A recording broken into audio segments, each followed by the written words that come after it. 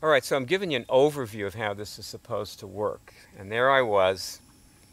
I was at the calm, clear thud in my car. And you know, you would never think that removing a fungus from your gravitational body, most people, I mean, have you ever heard of the gravitational body from anybody else but me? I never did.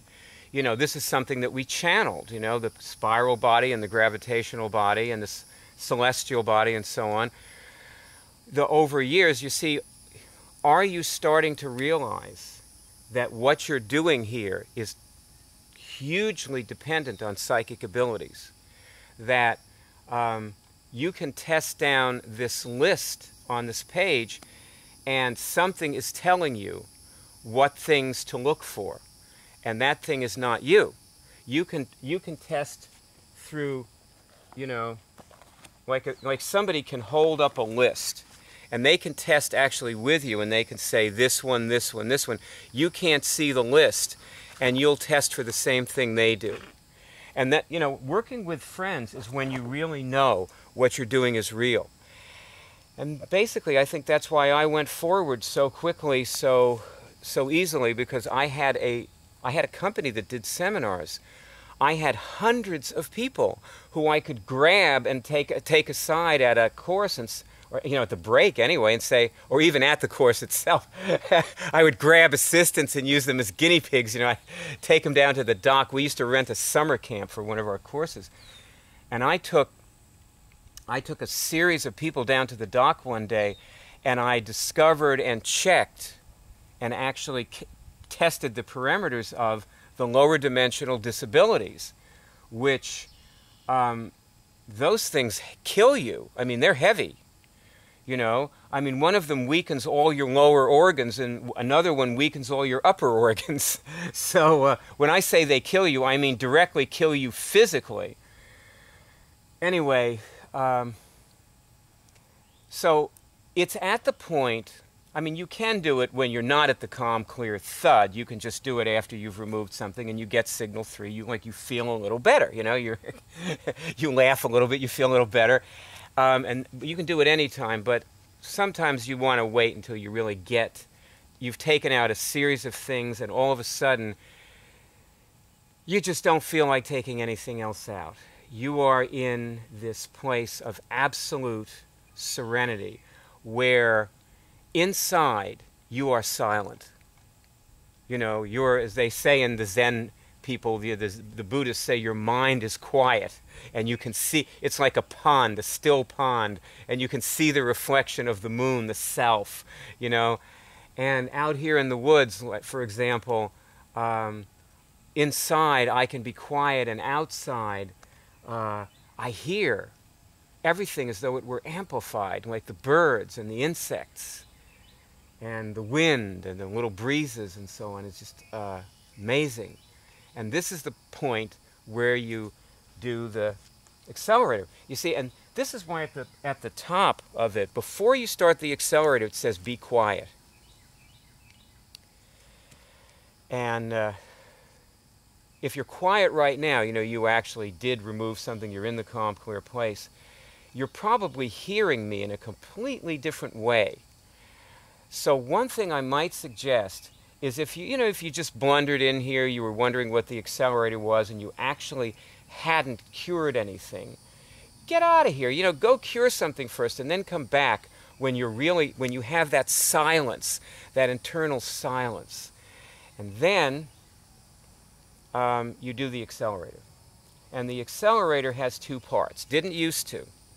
You know, the accelerator used to be mostly the things in the second part. But now we understand that there are 2 parts to the accelerator. The first part is you simply look at the difference. You know, what you want to notice is, okay, I'm in this calm, you know, relaxed, serene, silent place. And what's the difference here? And you start, you know, looking for differences. You know, my shoulder relaxed, and I hear that plane overhead that I wouldn't hear if I was thinking too hard, or whatever it is.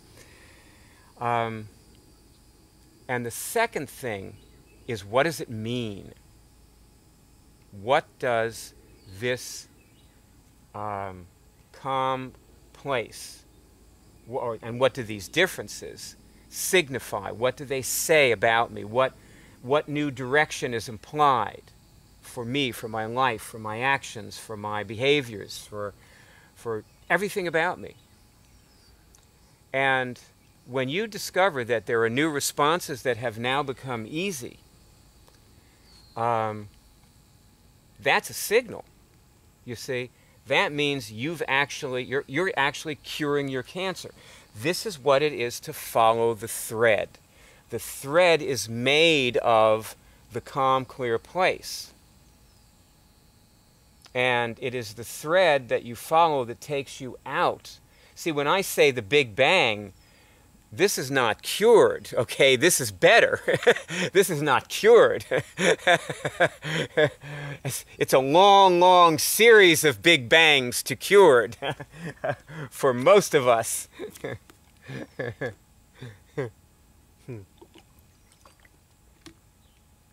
Especially in my case, because, you see, my intention has always been to cure my soul. It has been to cure on the soul level. You know, the physical, I didn't start with the physical. I didn't start trying to cure my herpes. I cured my herpes about 4 months, let's see, April, May, June, July, what's that? Maybe 4 months.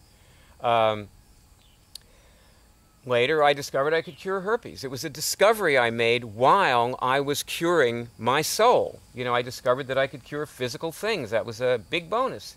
It was wonderful, but it wasn't what it was about, you know?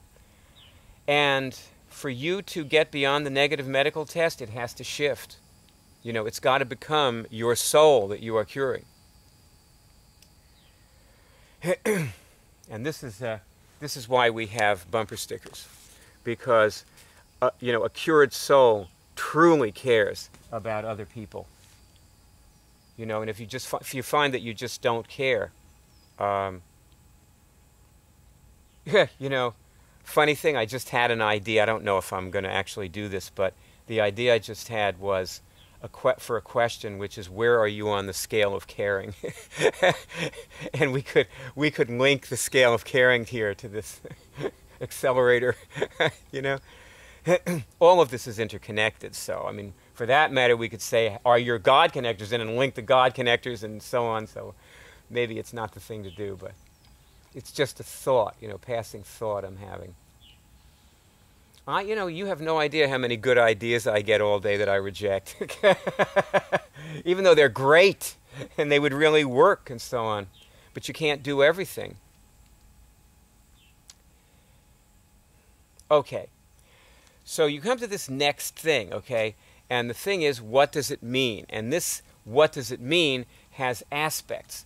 But to explain this better to you, it's probably best that I give a concrete example. Let's say you're a mom, okay? If you're not a mom, try to relate to this. Now, under what does it mean, there's a question, which is what good responses are now easy, okay? Now, let's say you're a mom, and you have no idea how many moms do this.